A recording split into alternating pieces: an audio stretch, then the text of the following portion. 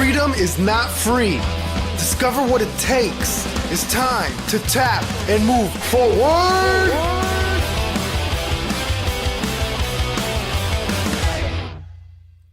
Hello and welcome to Tap and Move Forward. I'm your host, Lynn Shelley. Today's guest was a TACP in the Air Force for 8 years. He was medically discharged because of his injuries sustained in battle. His actions earned him the Bronze Star with Valor. This is a War Stories episode. Adam Burns now works with the Air Force's new recruits going into one of the special warfare career fields. He helps them prepare ahead of time to minimize failure and burnout in the intense training of these demanding careers. Whether or not you are interested in one of these elite military career fields, you can step up your game by following his 6 character traits of elite performance. For this week's Skill Set Challenge, take one of the character traits explained by Adam Burns and find a way to purposefully develop it in your life, possibly using his exact tactics of developing durability using water training. Or you might choose a task that is special to your needs. After you pick what you are going to do, tell me about it on the Tap and Move Forward social media sites or tell a friend. Accountability increases your likelihood of success. Now the interview with Adam Burns. Why did you join the military and how old were you? So I joined the military when I was 21 and I always wanted to be in the Air Force. Ever since I was a kid, my dad was a pilot in the Air Force. And I always thought that I would be a pilot, but I didn't do well in college. I spent a little too much time partying. So I ended up, I got my girlfriend pregnant is really what it is. And I was working like 70 plus hours a week, working at 2 different restaurants, cooking, opening at one and closing at the other one. And I was just like, man, this is just too much. And I always wanted to join the Air Force. So I said, this is probably the best time to do that. It provided me the best opportunity to take care of my family. And so I joined the Air Force. Did you know what job you were going into? So when I first decided, I'm going to go ahead and join the Air Force, it was one of those, I'm just going to do it for 4 years and I'm going to do some computer nerd job and I'm going to get a certification and get out, whatever. So really you just intended that it would give you a life skill that would help make you more effective in supporting your family. Yeah. So that was the initial intent. And then I learned that the Air Force does have, more to offer than just those behind the desk chair force type jobs that everybody knows about. Right. I learned about combat control, pararescue. Those were the main things. And I originally came in to be a combat controller. But from talking to my recruiter, learned that because of a prior surgery that I'd had, there was more than likely that I was going to be disqualified medically from being a combat controller. But he said, if that happens, you can still go be a TACP. Very similar job, but it doesn't require the same physical.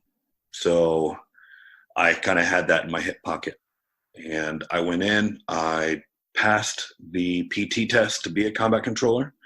But when I went through the medical clearance, they disqualified me for my back surgery that I'd had when I was younger. So I said, all right, cool. Well, I'm going to go be a TACP then. And that worked out. Yes, it did. It did. And for a little bit, I wasn't sure if I was going to get in the Air Force when I wanted to. I got lucky. So I didn't realize that my dad, when he wasn't flying, part of his command experience as a lieutenant colonel was that he was a recruiting squadron commander. And I'd knocked out all my paperwork. You know, I was doing everything I could to get in as quick as possible. And I hadn't heard from my recruiter in weeks. And I talked to my dad. I was not aware of what it was that he did do other than fly. And so I was just like talking to my dad and kind of venting and explaining my situation. He's like, oh, well, you know, okay, well, let me talk to you a bit later. And, you know, I got some stuff I have to take care of. And I did not realize that he actually used to be my recruiter's squadron commander. Oh, wow. And he called his current squadron commander and was like, hey, you need to get this dude off his ass because my son's trying to join the Air Force. I was in basic less than 2 weeks later. So it worked out. So how did you take to the military? As far as the just the lifestyle and the regiment, Yeah. the regimented, you know, day to day, really well. I had no problems whatsoever. I looked forward to it, you know, every bit of it. You know, there were some things, you know, that I had a little bit of a learning curve, you know, here and there, but, you know, just due to, you know, lack of experience on my part growing up, nothing major, but, no, I did really well. I never had a problem. I think I probably excelled in most things that I did. So what did challenge you? It was kind of just stuff that you learned from your dad, because my mom and dad separated and got divorced when I was really young. And my stepdad, not for lack of trying, but he was not around a lot. So it was just kind of those things that you kind of learn from your dad, or that you learn from playing team sports a bit, you know. Not that I wasn't a good teammate, but how to be a better teammate. So you think learning to be a teammate was one of those things that challenged you a little bit more?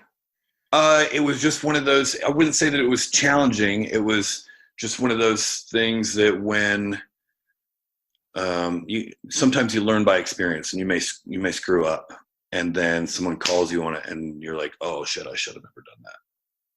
And it wasn't anything that continued. It didn't plague me. It wasn't a continuous error time and time again. Just like anything else, you learn by doing, and sometimes you got to screw things up first. So Yeah. The good thing is that, you know, that stuff happened early on, and I kind of saw, I learned quickly about good leadership and things like that. So can you talk a little bit about TACP, just for anybody who might not really know what that career field entails? Yeah. So, you know, there's a very basic explanation that I give to people right off the bat, and then I'll kind of go into a little bit more in depth than that. But most people have heard about laser guided bombs. A lot of people don't understand that, and this is a little bit outdated, but gives them an idea. But most people don't understand that for those laser guided bombs, a lot of times that there's a guy on the ground with a laser that's actually talking to the aircraft and pointing the laser at the target for that laser guided bomb to follow. So that's a very layman's term definition. To get a little bit more in depth, most of the time when there's an airstrike conducted in close proximity to friendly forces, there is a TACP or a JTAC that is down there on the ground that is actually conducting those airstrikes. They work day in and day out on the teams with the units that are out there doing the missions, so that you can support them with fire and air power that they might not be able to bring to bear in order to keep people safe and take out targets. And how did you like being TACP? It was the best job ever. It really is. Smile on your face. Yeah. So how many years were you TACP? I was a TACP for 8 years. I'd still be in if I could. I miss it every day. Wow. I tell my wife, she knows. I've done everything that I can to stay as close to the career field and the community as possible, because I just did not want to get out. So when you had said that initially you were thinking you would just get a skill set, and after 4 years you would get out, what changed for you? Well, I mean, really, it's just I didn't realize the Air Force had jobs like that. I didn't realize that you could get paid by the Air Force to train, to physically train, and to shoot guns and jump out of planes and, rappel and climb mountains and do all this cool shit, and get paid to do it. That's like a dream job to me. A lot of those things do seem a little more stereotypical of like the Army per se. Right. And that is because our primary customer in what we do is the Army. So, depending on, what you're doing, we don't go out by ourselves. It's not just a TACP. It is a TACP and, an infantry unit, maybe a sniper team. We do operations with all sorts of units. I've been on operations with infantry guys and Cav scouts and SEALs and SF dudes. It's just, we aren't battle space holders on the ground. We are an asset to a unit that operates on the ground. So that's really interesting then. So does that mean how often are you changing the people that you're working with? Is it new day to day, or is it new based on deployment or assignment? How regularly do you change? Whoa, well, so it can change a lot, or it may not change at all, and that's dictated by, needs of the units, or whoever's being supported. You could bounce from, company to company within a battalion on one deployment. You could stick with the same company the whole time. You could jump from AO to AO based on, how hot the area is. If there's just nothing popping off and another unit needs more support, they've got a lot of shit going down, then they'll pull you and move you to another location. So that's where, teamwork right comes into play. I was just thinking, like, understanding good teamwork is imperative, it sounds like, because you don't know for sure where you're going to be. So for someone who's new, who's maybe looking into something similar, what kind of advice would you give them on having good skills with teamwork? So it's more than just about teamwork. There's actually a few character traits that help set guys apart when it comes to that stuff. Teamwork is one of the big ones. Being personable is also a really big deal. If you're one of those guys that we're afraid to talk to other people, you're afraid to be social, or you're that guy that, you're good at what you do physically, but again, you're not a personable guy, and you're kind of the guy that everybody's like, oh, that guy's a dick. You don't make friends very well, or you're just known to be arrogant and things like that, then it doesn't work out very well. We can't really trust you we can't send you into a team of unknown dudes to go fit in seamlessly and not show your ass, or they're not going to want to use you because they're like, this guy's a dick. It doesn't matter what you bring to the fight. You may just sit on the fob and not go on any missions. So it's about being a good teammate, but it's also about being personable, so that, that fosters that. I will say, so there's really like 6 main character traits actually that I talk to my candidates about that they're looking for when it comes to being selected. Durability is the first one. And it's not just physical durability, it's mental durability. How well are you able to deal with failure or adversity? A lot of times, guys don't make it through doing what they do without failing something. So, how well do you handle that? Are you able to deal with that, pick up and drive on? Or are you one of those guys that, oh gosh, the world's crashing down, I'll never make it, and so I'm just going to quit and go do something easy? But it is a physical thing too, because you have to be able to pick up and drive on and continue to go. Combat doesn't have, a limit on hours. It's not like with air crew where you get crew rest. Oh, hey, I need my 8 hours crew rest. And it's not a 9 to 5 thing. You may get back from a mission and they're like, and something crazy pops off and it's like, yo, dude, you got to roll right out now. Grab your shit and go. Or you may be engaged in something that just continues to go and go and go. On my last deployment, I was on the radio for over 30 hours straight, controlling airstrikes. So wow. That's one of those things that you have to be physically durable too. So are there specific things that somebody can do to help prepare themselves or to develop that skill set of mental durability? Be honest with yourself. Be brutally honest with what is going on, and why you do what you do in all walks. If you are training physically and you're like, oh, this sucks, I can't do it.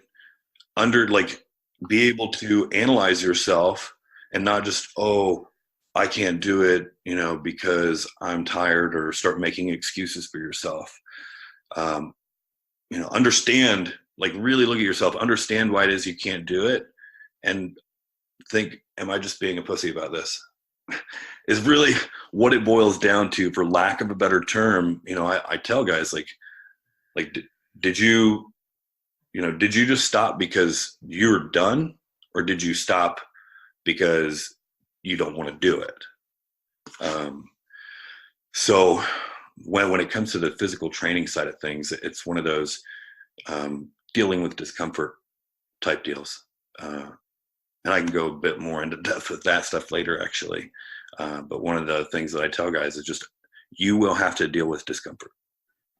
And those that are able to tolerate that more will do better in all walks of life, not just this. Absolutely. I tell new recruits that all the time. You can there's a lot of applications of behaviors and skill sets the military teaches you that apply no matter where you are. They're just good life skills. Yeah. So durability is number one. What else? Second one would be trainability. So I tell my guys, when I come out and I teach you something, I expect to teach you once. A lot of these things that I teach you are really simple, and I also expect my guys that are on, team, that are senior on team, to help train some of these new guys to help reduce some of that. But, trainability is really important. If I can't give you some basic instructions and you can't apply them, and continue to use those, then you're not going to be able to do the job very well, because everything builds off the basics. And if you can't just grasp those simple concepts and put them to use, how am I supposed to make you better and be able to train you to do other things? How are you supposed to be able to go jump in with a team that you've never met before and learn their SOP, their standard operating procedures, and be able to pick that stuff up and apply it quickly when you roll out the door on a mission?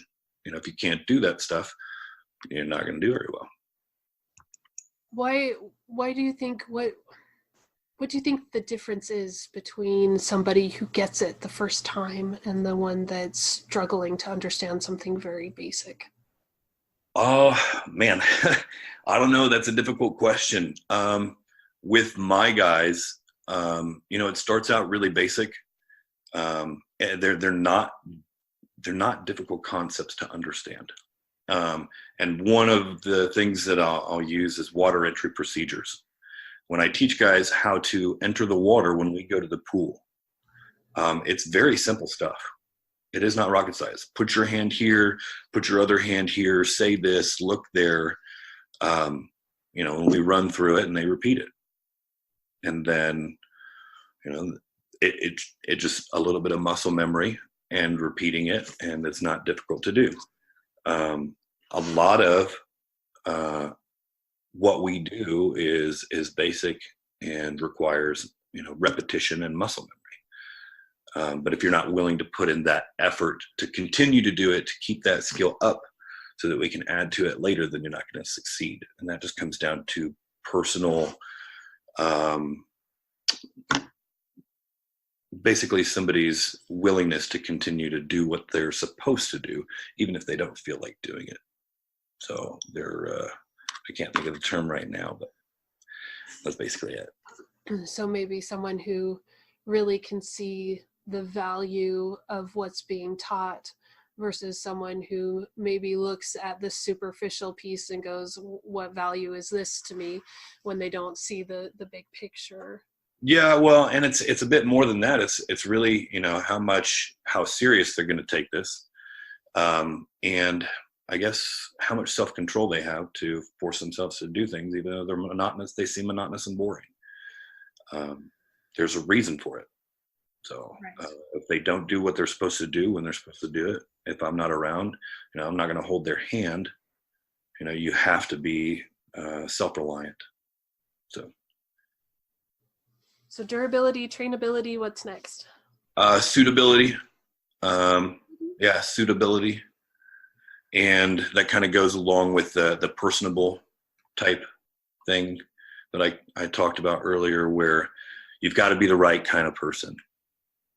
If you're not able to get in and talk to people and make friends, and it doesn't even have to be make friends. If you don't want to make friends with somebody, you still need to be able to converse and work and be professional with people. So I'm not saying be best friends with everybody on team, and but understand that you have to be able to work with people and fit in order to get the job done. So that's kind of the main thing. But it's not just that. There are people that are not necessarily good in water, panic, freak out, in certain situations. So, you have to be suitable to the job. Some of these jobs require some very intense water training. And if you can't deal with the discomfort and you're not able to deal with, the anxiety and kind of push that stuff down in a way, then you're not going to be very suitable for some of these jobs. So, do you have any advice for people who are trying to deal with the anxiety? So for people that have trouble dealing with, let's say I've got a guy that is having trouble dealing with bobbing for drown proofing, where you basically have your feet together and your arms behind your back, and you're in about 10 feet of water, and you have to jump up from the bottom, take a breath, and then float back down, and then jump up, take a breath, and then float back down over and over and over, while you simulate having your wrists and hands tied behind your back. Your wrists tied behind your back, and then your ankles or your feet tied together. And when people do this, they don't have any goggles on, and they get a little flustered because they can't see very well, and they're not really confident in their breath hold, and having your body, wound up in that manner and not being able to really control your descent very well, it can kind of freak people out. So if you run into a situation where you do something that causes you to be anxious, break it down and make it easier for you to accomplish the task. One of the first things I'll do for a guy like that would be, well, let's throw some goggles on you, because the loss of sight makes things that much more difficult. You're like, oh, I can't see, then you freak out. And then if that's still an issue, I just say, hey, let's not simulate the restrained arms and feet, and let's throw some goggles on you and just go through going from the bottom to the top in that one breath, and then I start to take away, well, you can do it now, so let's do it with your hands and feet, where they're supposed to be. I don't actually bind them, they just keep their feet together, put their hands behind their back. And then once they get comfortable doing that, oh yeah, I'm good. Then it's like, all right, well, cool, let's pop those goggles off and try to work through that now. So it's really just taking something that's difficult, trying to break it down to its very simple root, and then add in difficulty. I'm realizing we haven't really covered what it is that you do now. So you help prepare and work with potential recruits into special warfare, right? Yes. So I am a special operations developer. So the Air Force has started a program where they have hired a bunch of prior Air Force operators, and we are all responsible for different regions, and all the special warfare recruits for the Air Force filter through us. So we get these guys that say, hey, we want to be TACP, combat control, pararescue, whatever the job is. And so we take them and we test them. We administer their PAST, which is the physical abilities and stamina test. And we develop them. We mentor them. We teach them. And we make them, we try to help them become bigger, faster, smarter, and stronger. And increase their capability before they even go to basic, to help reduce the attrition once they're in the pipeline. So, do you get people that come back afterwards and thank you for the work that you put in to help them? I do. So, I have guys that thank me, before they ship. I haven't had many guys that have actually earned their beret, that have been able to come back, that have run through me as the guy that's worked with them before they even joined. I have had a couple guys when I was working with students that were actually in the pipeline, that were on active duty, come back and thank me afterwards, because I was actually working with guys between phases as well that have actually come back and earned their beret and talk to me, out in my field region, and it have actually helped, participate and talk to guys that are getting ready to come in. So it's a pretty gratifying job. I bet. But yeah, I've you do get a lot of thank yous. I think it's really valuable that the Air Force is doing this now. And I think it's nice for you. You have a lot more flexibility as far as what you're saying is putting on the goggles, or having them not simulate having their arms or their ankles tied. They don't really get that option when they actually go to training, right? No, yeah. So, you do get the chance to learn some stuff. I mean, you're taught everything, but you have a much steeper learning curve in the time that you are, forced to grasp a concept. So, we have a lot of guys that are very good instructors, and they try to work with these guys on what we call arousal control, and that's that whole not letting the anxiety get to you. And when you are getting anxious or up, some techniques to kind of quell that or help kind of put that aside. But sometimes it takes a little bit longer than, a person may have in a training scenario. So being able to start, attacking that stuff before guys even join allows us to really see, one, are you even capable of doing this? Because I had a guy that wanted to be a combat controller, swam just fine, could PT great. And as soon as I said, all right, cool, we're just going to do some very light flooded mask stuff to see how comfortable you are with water in your mask, he found out real fast he did not want to be a combat controller anymore. Oh, wow. He couldn't tolerate it. He would freak out. He could not even stand up with a mask full of water and say his ABCs. So he was like, I'm absolutely not going to do this. I am going to go be a TACP. So there's not the same water requirements for TACP. No, there's no water requirement for TACP at all. So it does allow us, that option to let guys figure out for themselves real fast, like, hey, that's not for me. I'm not suitable. So additionally, we also saved the Air Force a good bit of money. And that was the other reason that this program's been started is, you have, regular recruiters. Now we have special operations recruiters, as you learned from Sergeant May. But you had regular recruiters that would be like, oh, yeah, he's good. He passed his test and blah, blah, blah. And you'd have guys coming in to be a PJ and they'd be like, oh, wait, I'm supposed to swim? I don't even know how to swim. So, well, it says right here that you swam your 500 meter in such and such time. So, you have stuff like that, or, you have guys that are quitting at various stages that we could have identified that problem before. So it helps save the Air Force a lot of money. Yeah, that makes a lot of sense. So durability, trainability, suitability. Yeah. What next? Next one, this falls into the teamwork thing, and it's team before self.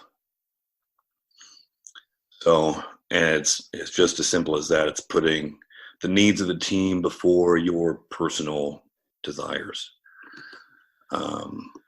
And one of the examples I use with my guys is when they have to buddy breathe. You have people that float and you have people that sink. And basically, when you're buddy breathing, you're both trying to float at the surface while you're dealing with some harassment, but you're sharing a snorkel to breathe off of. And if you are paired up with a dude that sinks, you can just let that guy kind of sink down and not really have the opportunity to get air as easily as you might be able to as if you're a floater. And, he may not do as well. He could fail. But if you give him that little bit of assistance, and make yourself a little bit more uncomfortable, then you can help, pull a teammate through in an area where, he may have had a lot more trouble getting through it on his own. So that's just a really simple example. It can be as extreme as when you're out, doing the job and you're faced with something that you feel is going to be your last action, a terminal decision. You're going to do this and you're probably going to die, but because you do it, more will live, and it can be a life-saving effect. And so you do that. You're like, hey, this is what I'm going to do, and I'm going to do it in order to put the team before myself. And you have that ultimate sacrifice where maybe a lot of guys come home because one guy put the team before the self. That can be a pretty tough conversation to have with yourself. Yes, it can. It is. Honestly, I don't know of a more difficult one. I've been there myself, and you just, you tell yourself you're going to do the best you can at your job until you can't do it anymore. You just do it so that that's what you're supposed to do. That's what you do. You do it so that other guys can can go home. So In the type of career fields that you're supporting, the camaraderie and the team, like you're talking about, it's kind of an imperative aspect of that field. yes, yeah, the community is a very tight knit community, and you will have relationships and friendships from what you do that will last longer and be stronger than that, any other relationship you've ever had, aside from maybe your mom or your dad. You'll come to realize that, sometimes you can count on these guys more than you can your own family for a lot of stuff. And I don't just mean, going to battle. So, yeah, you get to know these guys inside and out, and they get to know you too. Team before self. And then what's next? The one that everybody hears, all the time once they join, attention to detail. Attention to detail, attention to detail, just over and over again. The example that I use for guys on just how important that is one dot on a piece of paper. One dot on a piece of paper, and where it goes can be the defining thing between you killing the enemy and you killing your friends. And it's as extreme as that, because if you're calling in an airstrike and you move the decimal point on the coordinate for a GPS guided munition, one dot, and you move it to the wrong spot, that one dot could potentially cause that bomb to fall somewhere that kills friendlies instead of the enemy. That's how important attention to detail is. So when I tell guys, hey, you're going to enter the pool and this is how you're going to do it, and this hand goes here and this hand goes here, and you look here and you say this and all these different things, it's not just me seeing how trainable they are and are they, going to be able to, apply what I tell them and follow directions, but are you going to pay attention to the details?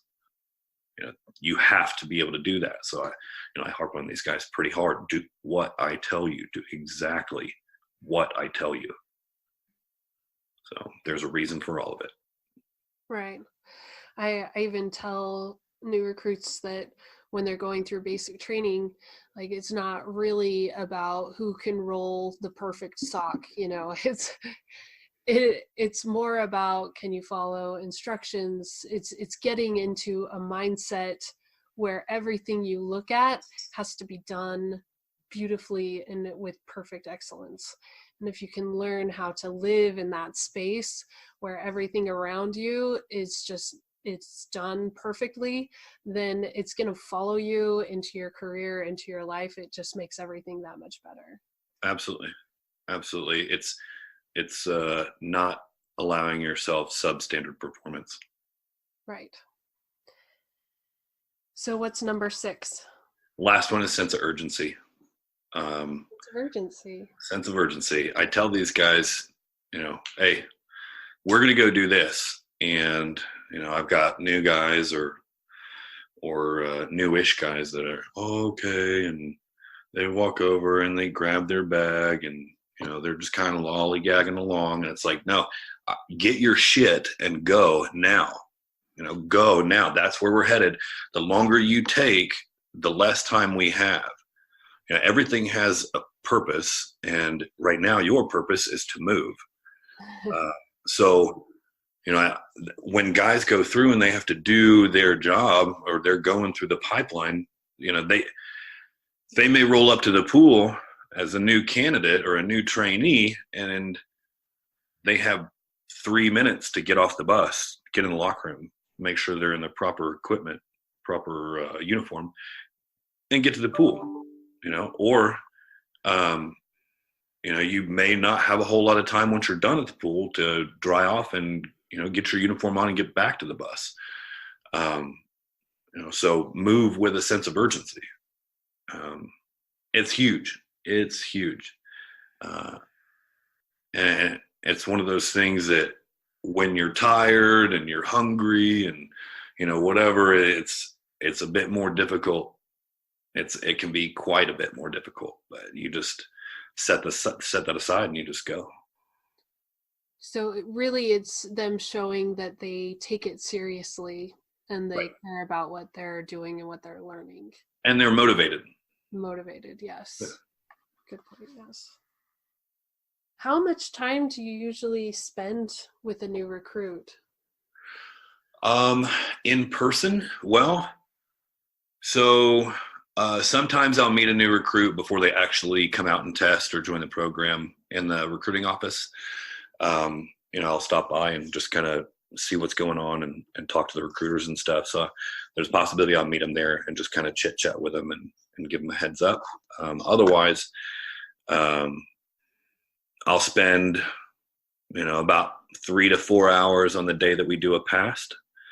And then when we do development with me will last anywhere from 4 to 8 hours, depending on what's going on and what the situation is. So that'll be our in-person time. Aside from that, they have continual contact with me via, phone or email or whatever the case may be when I'm not there in person. So they'll have weekly feedback forms that they have to send me that, I'll evaluate, what they're doing and making sure that at least on paper, they're adhering to what I have set out for them to do while I'm gone. So stuff like that. And you're a bodybuilder as well, right? I am, or I try to be. Yes. So you have a lot of skill sets that way as far as helping develop them in their physicality. What kind of workouts are you usually recommending for them? So I really, the bodybuilding thing and special operations thing, it doesn't cross a whole lot, aside from the fact that I have an extensive background in exercise and nutrition, and self-control and discipline, because it's required in both scenarios. So it allows me to tell guys, hey, you do have to eat this, you do need to do that, and the fact that I have that kind of as a side project for myself allows guys to see that I don't just talk the talk, but I walk the walk. So as far as your recruits that you're working with, and then anybody who's working with you as far as bodybuilding, you would recommend completely different types of exercises and activities? Not always, but a lot of the times, yes. Sometimes I'll get a recruit that is so weak, he struggles to do 30 push-ups. Mm-hmm.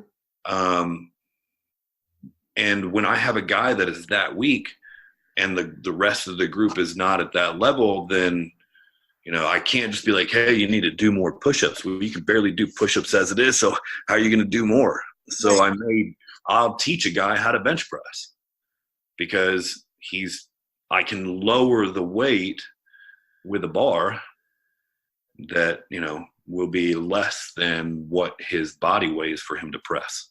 Yeah. So I may teach him how to bench press in order to increase his push-ups. So they do come together at times, but they're two very different mindsets and motivations involved between the two realms, if you will. There are a lot of things that adhere to both, but there are a lot of things that make them different as well. I teach these guys, some of them see me and they're like, oh, whoa, I need to look like that. And I tell them, no, you don't. I did not look like this when I was in.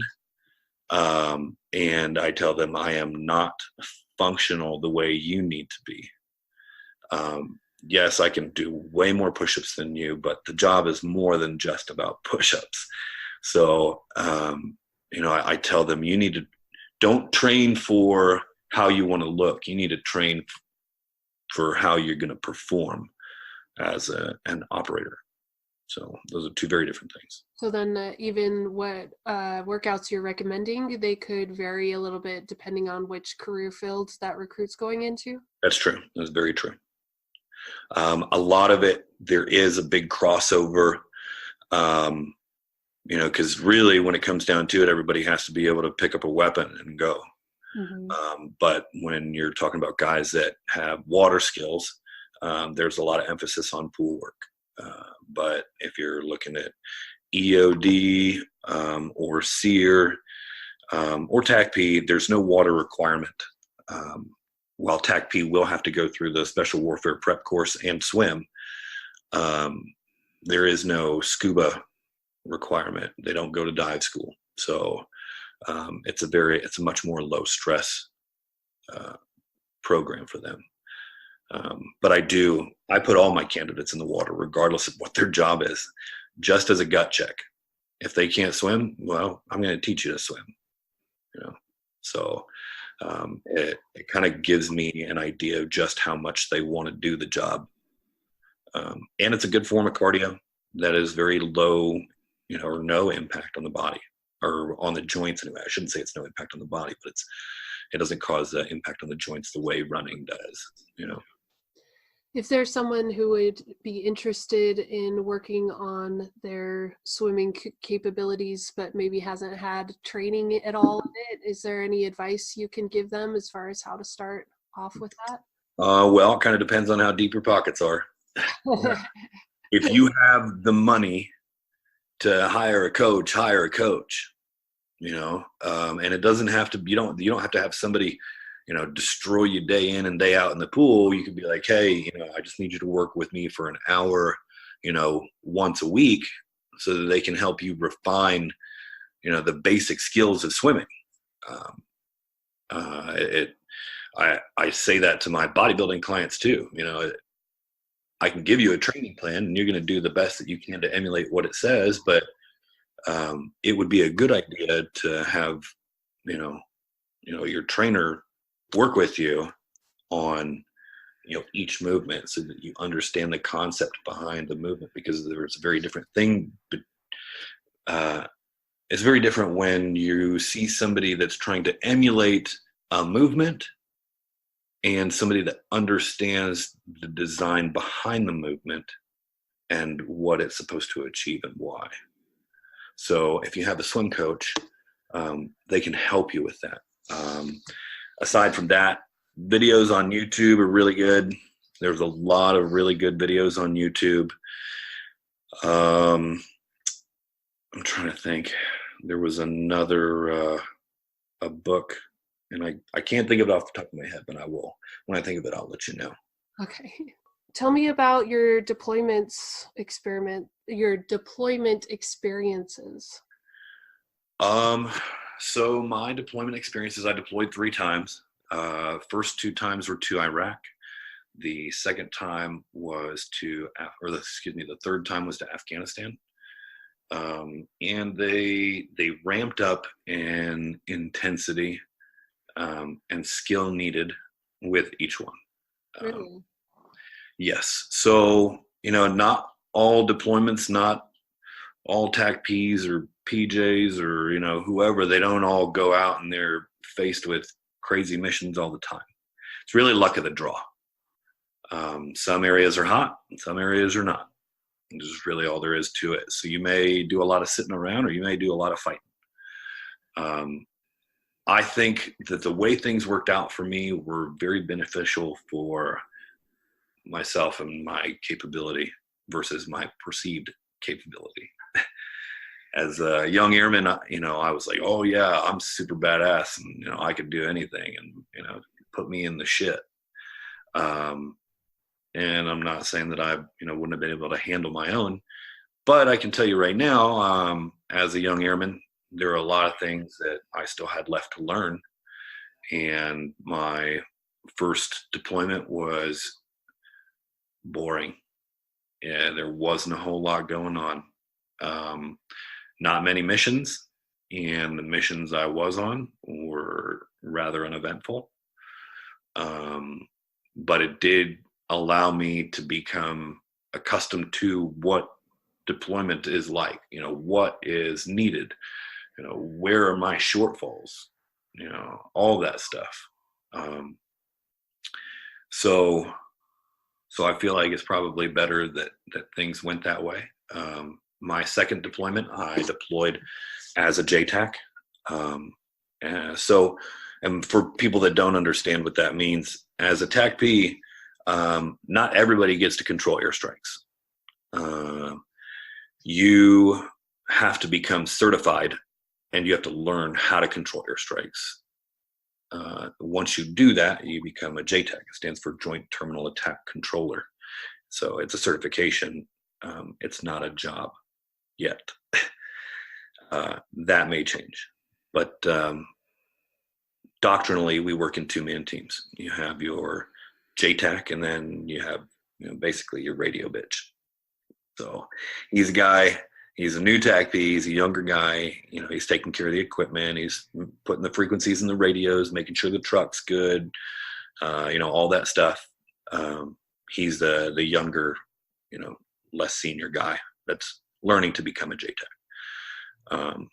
So my first, and for us, we typically refer to those guys as ROMADs.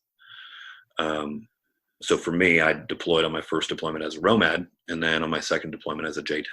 So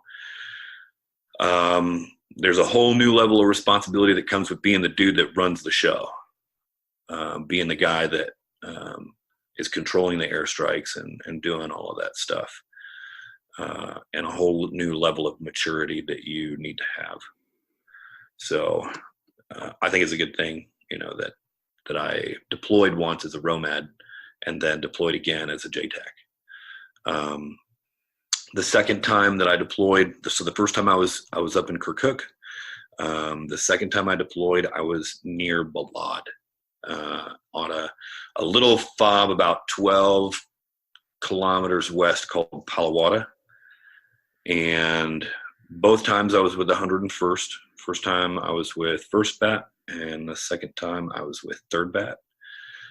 And it just so happened that the guys I was there with were the scouts that I had done some field training with a few years back as a young airman. So it was pretty cool. I was able to walk in and actually train with some guys or operate with some guys that I had trained with as a young airman, years prior, in a week-long field X that we had done. So you develop that rapport when you do that stuff. The deployment was a little bit more intense, a few firefights, dropped a few bombs, and showed me just what it was like to go out and do the job a bit more, and actually take a couple of rounds in your direction and be able to see what that's like. Everybody likes to think they know how they would respond in a situation like that, but until it actually happens, you don't really know. So it definitely got, a little bit more intense, but still nothing over the top, nothing they make movies about or anything like that. So how did you deal with the increased stress and responsibility that you experienced? I didn't really have any issues. I was still young and immature, and looking back on things, I feel like there were things I could have done better. But I guess as an older guy, you're always going to look back and be like, hey, I could have done this, or I could have done that. I would say it wasn't necessarily anything that I could have done better in how I performed my job as a JTAC, but maybe performed better as a leader. Maybe my leadership capabilities could have been a little bit better. So I would say, that would kind of be where it was at. And speaking of leadership now, and the point that you are looking back, what do you think are the most important aspects of leadership, of good quality leadership? Oh, wow. Well, I would say the main thing is making sure that you're willing to do what you ask others to do.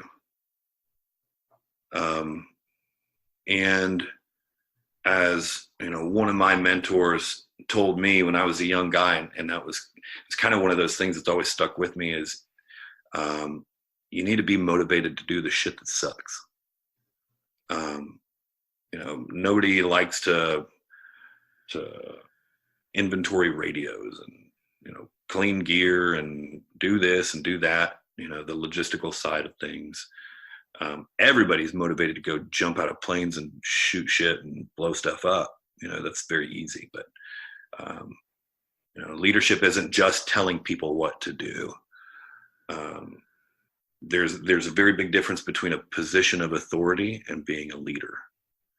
Being a leader is somebody that is able to show what should be done through their own actions and motivate others to do the same, even though they may not want to do it themselves.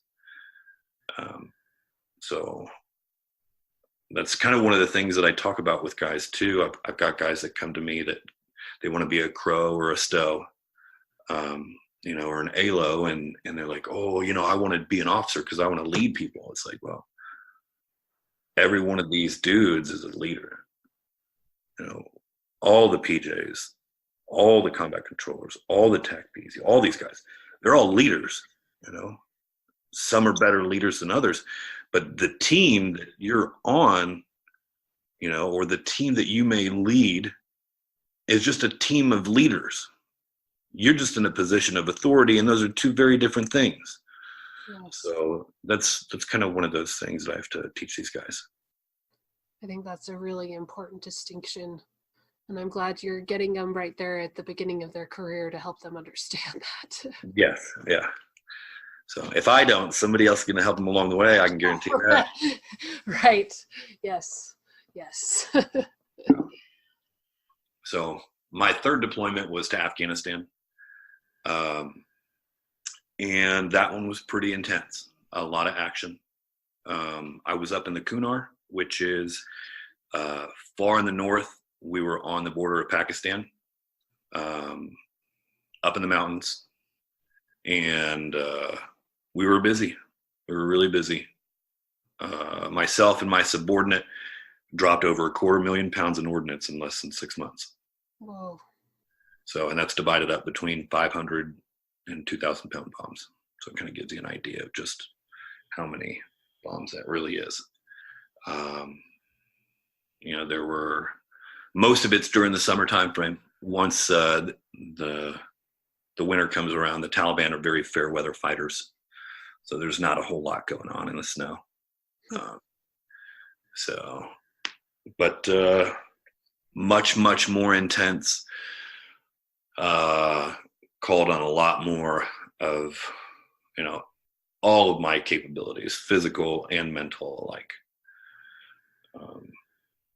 So yeah, it was one of those things, where you're presented real world with scenarios that, you train for that are worst case scenario type deals. So I feel like, I was lucky in the sense that, that my deployments got, more and more difficult as I aged in the career field. Are there any stories that you like to tell maybe to your new recruits from your experience in the military? I don't necessarily say that I like to tell stories. I do kind of give guys an idea of, what it is that they're going to train for, some of the stuff that they may see. And I'll talk about some of the other guys' stories, not just things that I've done, but or just give examples of why you need to be able to do this. Why does this matter? Where does this come from? dealing with discomfort is kind of that main thing where, or being durable, that stuff falls in line with, operations, and where, you may think that you're going out for an operation that's only going to be this, and it ends up being something totally different. So, it really just depends. But sometimes I tell the guys about when I was involved with Cop Keating, when it was overrun back in 2009. There were 2 Medal of Honor recipients that came out of that, and I think like 9 Silver Stars.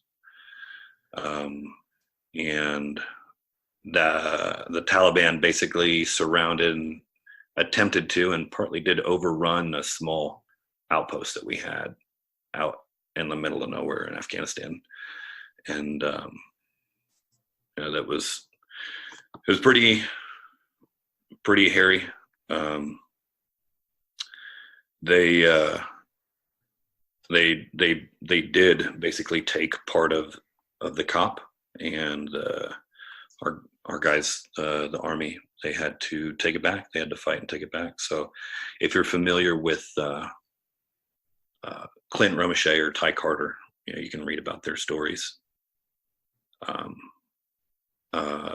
lot of people don't realize that the air support for that, which really is, one of the saving graces, and what helped keep guys alive, was controlled by 2 Air Force guys. My subordinate that was back in the op center, and then also myself. I flew in with my ROMAD, and initially we tried to fly in with just a small squad of guys to infill at this little helipad, I guess, for lack of a better term, that was just outside the COP. But there was no way that we could set down because there was just too much fire and enemy activity. There's dudes all over the place. So we went back, and they brought in a company of guys from the unit to the south of us, and we flew into the OP above the COP, a couple thousand feet above it, on the top of the ridge line, and then walk down the mountain, basically through everything that was going on, to link up with the guys on the COP and reinforce those guys there. And then while I was doing that, I was controlling airstrikes the whole time, and then continuing to control once I was there, for over 30 hours, to the point that actually my radio overheated, and I almost burned my hand trying to get the battery off. So, but that, I'll tell guys about that from time to time, and tie it into some of the stuff that they're dealing with, whether it be just, discipline or sense of urgency, or things like that. So. Sounds like a really intense situation to be in. Yeah, I don't think it gets more intense than that. How did you mentally deal with that intensity? You just do your job. For lack of a better explanation, you've trained for years to do something, and muscle memory just kind of takes over. You have a lot of things, everybody's trying to accomplish the same objective. So, while it may seem like there's a lot on your shoulders, and there is, there are other people there that are working toward the same objective. So you're not alone in it. There are things that you learn that you can do to try to make the job easier for you with this and with that. And, so yeah, it's just, you just do your job. What would you consider your most meaningful experience from your military career? That, I don't even know, to be honest. I mean, there are a lot of experiences that I've had that that have helped me learn along the way, that I don't know if I can pin, one specific thing down on that. Yeah, I think a kind of a combination of all things, in that, you will see almost everybody again.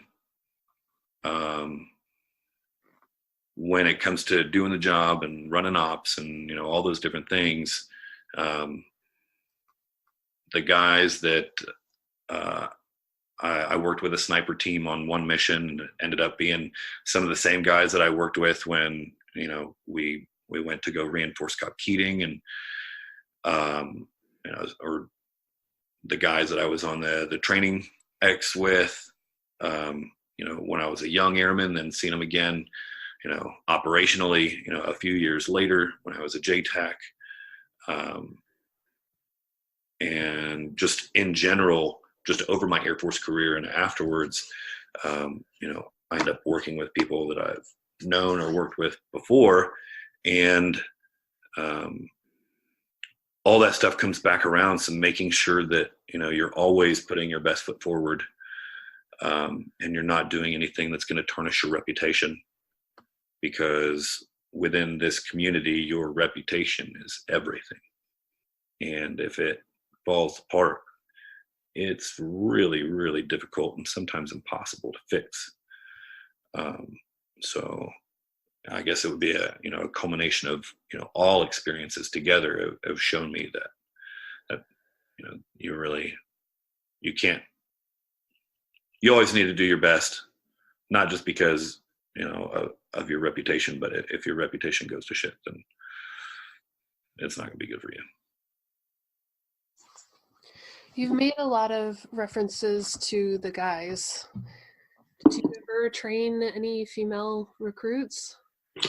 I have trained some female recruits. So let me backpedal just a little bit. The other half of the contract that the Air Force developed that goes along with what I do now. So right now I do what's called field development. They also have what's called wing development. The Air Force, alongside this, also developed a program, or hired us to develop a program, where guys that are in the pipeline are managed by prior operators that are teaching them to be bigger, faster, smarter, and stronger. When you're in the pipeline, not all schools line up back to back right away. Boom, boom, boom. You graduate this, you go to the next. You graduate this, you go to the next. Sometimes there's 3, 4, 5 months between schools. Or sometimes, a guy fails or is washed back and he's got to wait for the next course. Well, what do those guys do when they're not, engaged in training? Well, there tends to be, when you have a lot of dudes that are supposed to be, hard chargers and aggressive, guys, sometimes that focus can be misdirected, and trouble can happen. Sure. So we keep those guys on point, and we continue to progress their abilities. We continue to work on their water con. We progress their run. We teach them how to lift weights. We teach them how to lift weights properly. We teach them, or we run them through different workouts and teach them more stuff about, the career field, or what they're going to have to do, or, anxiety control, arousal control. Teach them how just, even simple stuff that sometimes guys don't learn from somebody, how to pack out your ruck. How to wear your uniform better for a ruck. What are things that are going to be more comfortable? All those things that we've learned along the way, through our own personal experiences, it gives us a chance to sit these guys down and take that stuff that I learned through hardship and be like, here, you group of 30 dudes, now you have this. Another tool in your tool belt type deal. So it keeps those guys locked on and progressing. So back to the original question, I have worked with females that were in the pipeline for various jobs when I was at the wing location. I have had females come out to my past and development sessions to observe, to see if it's something that they're interested in. Nobody has actually decided they wanted to participate. I've had a female, a possible recruit, she told me she was interested, in possibly being the first, female combat controller. And I said, point blank, that's great that you want to be the first to do something, but unless you're out here because you want to go kill people, you're in the wrong spot. That's just, that's the job. You want to go kill people? Sweet. Then you're in the right spot. If you're out here just because you want to be the first female combat controller, probably not going to go very far on just that. You have to understand why you want something, and it needs to be deep-seated, and it has to hold some serious value for you. So, because when things get tough and you want to quit because you feel like you're drowning, literally and physically sometimes, what is it that's going to, force you to continue to drive on?